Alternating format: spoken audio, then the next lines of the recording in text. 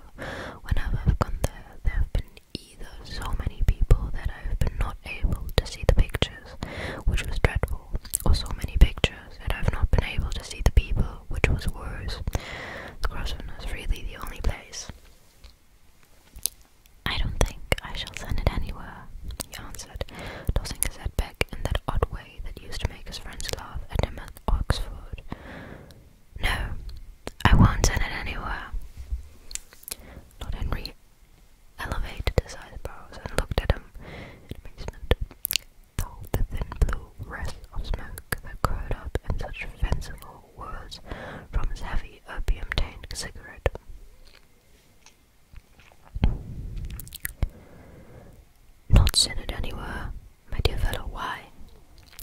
Have you any reason? What are chaps? You painters are. You do anything in the world to gain a reputation. As soon as you have it, you seem to want to throw it away. It is silly of you, for there's only one thing in the world worse than being talked about, and that is not being talked about. A portrait like this would set you far above all young men in England, and make the old men quite jealous of old men, if old men are ever capable of any emotion.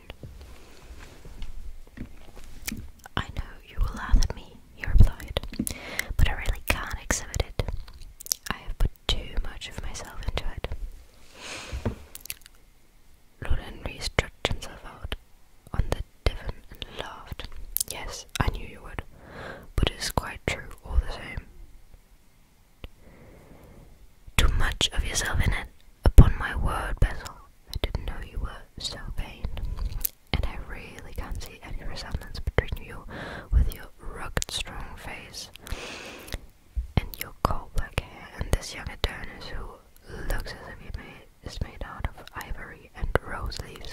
Why, my dear Basil, he is a Narcissus, and you, well, of course you have an intellectual expression and all that, but beauty, real beauty,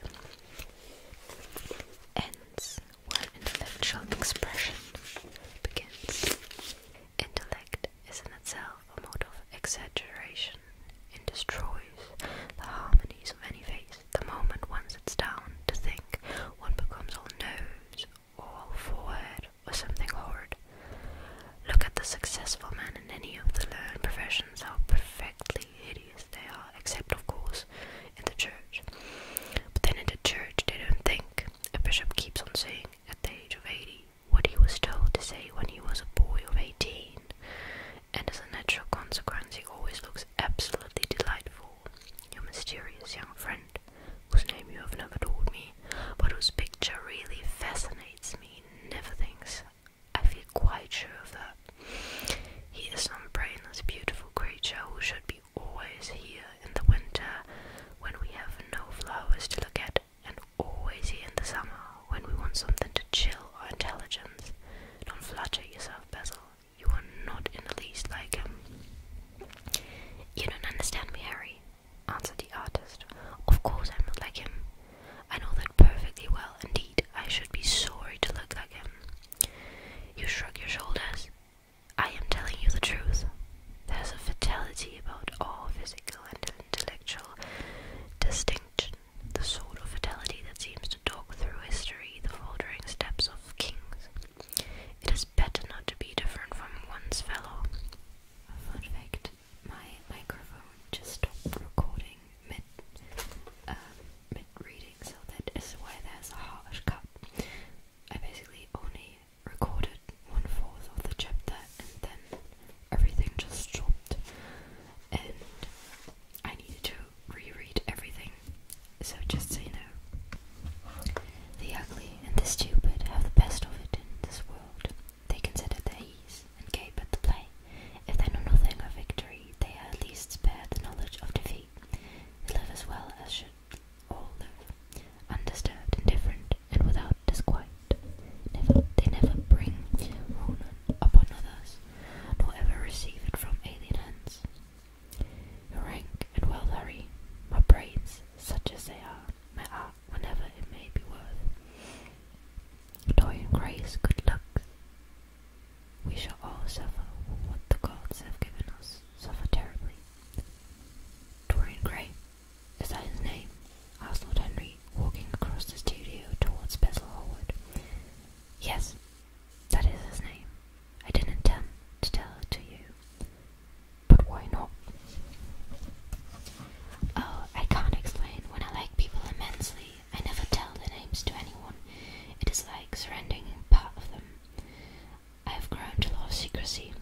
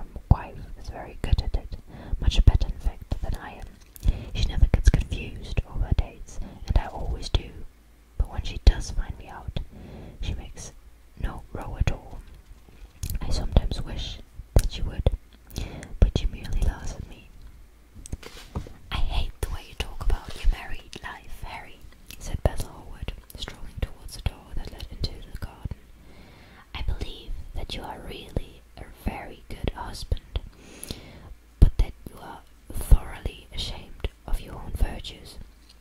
You are an extraordinary fellow. You never say a moral thing, and you never do a wrong thing. Your cynicism is simply a pose. Being natural is a simply pose.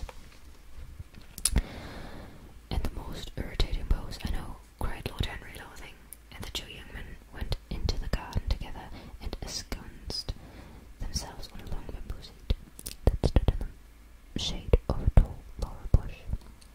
The sunlight slipped over the pollard leaves, and the grass, white daisies, wet trembles.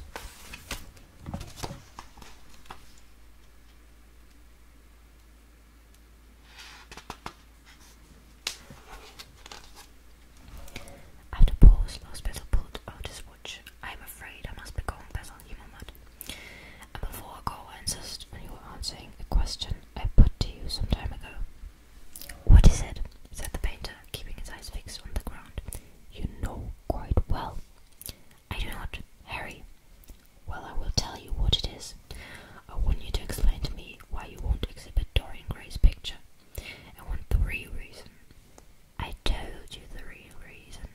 "No, you did not. You said it was because there was too much of yourself in it. Now that is childish.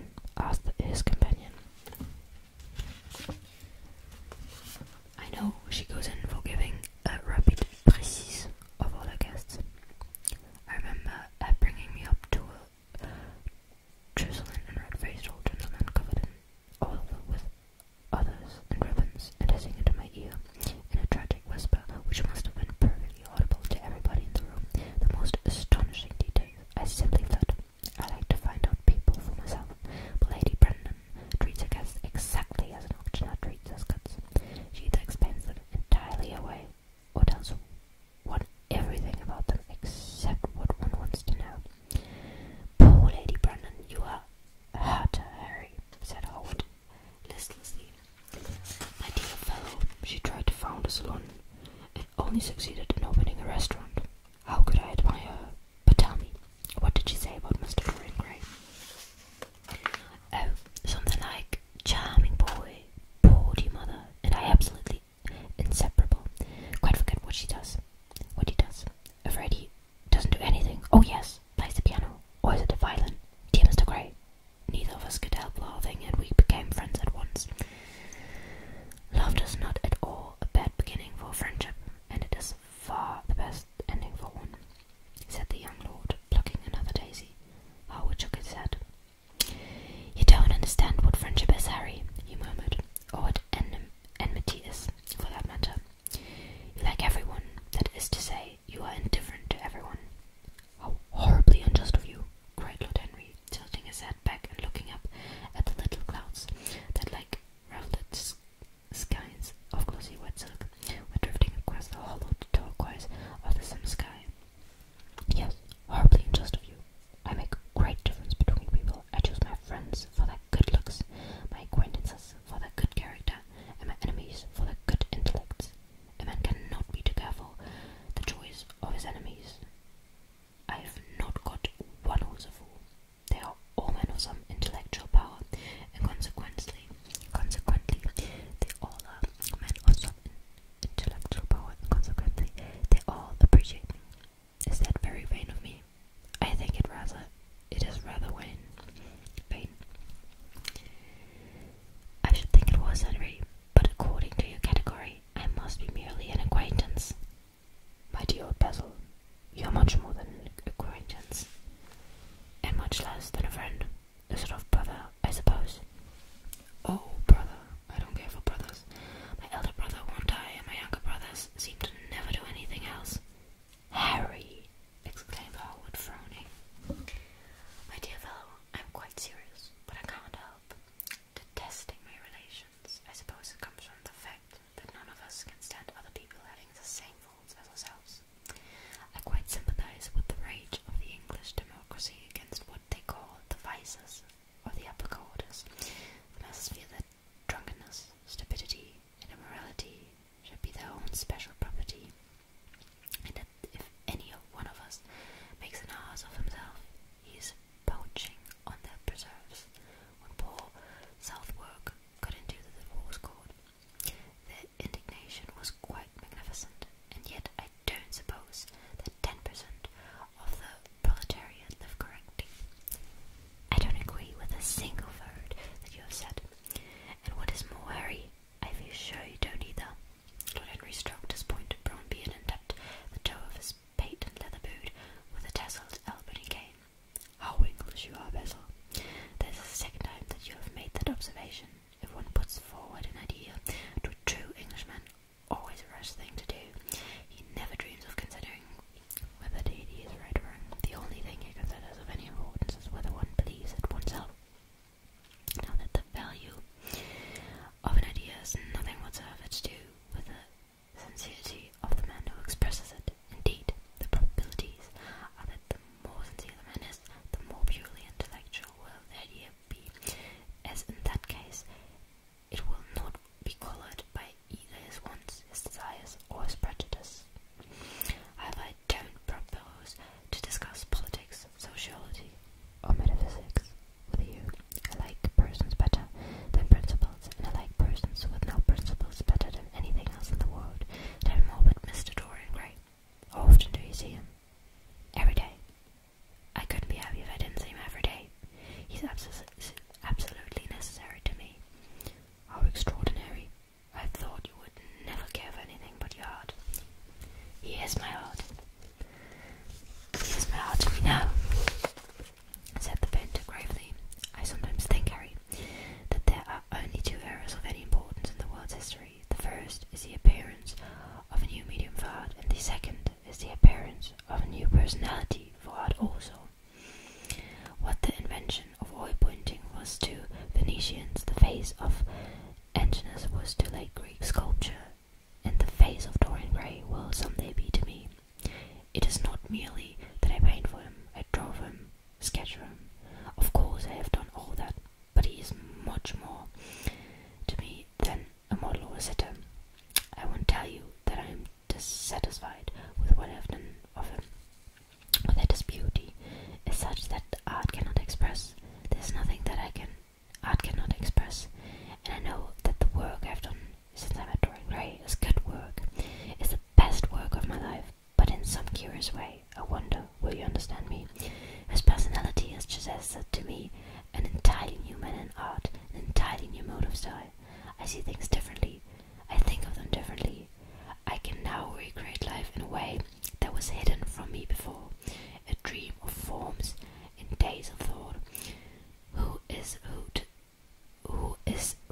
that? I forget. But it is what Dorian Gray has been to me. The merely visible presence of the lad. For he seems to me little more than a lad, though he is really over 20. His merely visible presence. I wonder, can you realize all that that means? Unconsciously, it defines for me the lines of a fresh school, a school that is to have in it all the passion of romantic spirit, and the perfection of the spirit that is Greek, the harmony of the soul and body. How much that is! We in our madness have separated the two, and have invented a realism that is vulgar, an ideality that is void. Harry, if you only knew what Dorian Gray is to me, you remember that landscape of mine, for which Agnew offered me such a huge prize and which I would not part with. It is one of the best things I have ever done. And why is it so? Because while I was painting it, Dorian Gray sat beside me. Some subtle influence passed from him to me, and for the first time in my life I saw in the plain woodland the wonder I had always looked for and always missed. Basil, this is extraordinary. I must seize Dorian Gray. Howard got up from the seat and walked up and down the garden. After some time he came back. Harry, he said, Dorian Gray is to me simply a motive in art. You might see nothing in him. I see everything in him. He is never more present in my work than when no image of him is there. He is a suggestion, and I have said of a new manner. I find him in the curves of certain lines, in the loveliness and subtleness of certain colours. That is all. Then why won't you exhibit his portrait? Asked Lord Henry. Because, without intending it, I've put into it some expression of all this curious artistic idolatry, of which, of course, I have never cared to speak of to him. He knows nothing of it. He shall never know anything about it. But the world might guess it, and I will not bare my soul to their shallow, prying eyes. My heart shall never be put under the microscope. There is too much of myself in the thing, Harry, too much of myself. Poets are not so scrupulous as you are. They know how useful passion is for publication. Nowadays, a broken heart will run too many editions. I hate them for it, cried Howard. An artist should create beautiful things, but should put nothing of his own life into them. We live in an age where men treat art as we're meant to be a form of autobiography. We have lost the abstract sense of beauty. Someday I will show the world what it is, and for that reason the world shall never see my portrait of Dorian Gray. I think you are wrong, Basil, but I won't argue with you. It is only the intellectualist who ever argue. Tell me, is Dorian Gray very fond of you?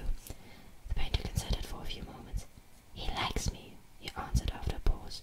I know he likes me. Of course I flatter him dreadfully. I find a strange pleasure in saying things to him that I know I shall be sorry for having said. As a rule, he is charming to me, and we sit in the studio and talk of 1,000 things. Now and then, however, he is horribly thoughtless, and seems to take a real delight in giving me pain.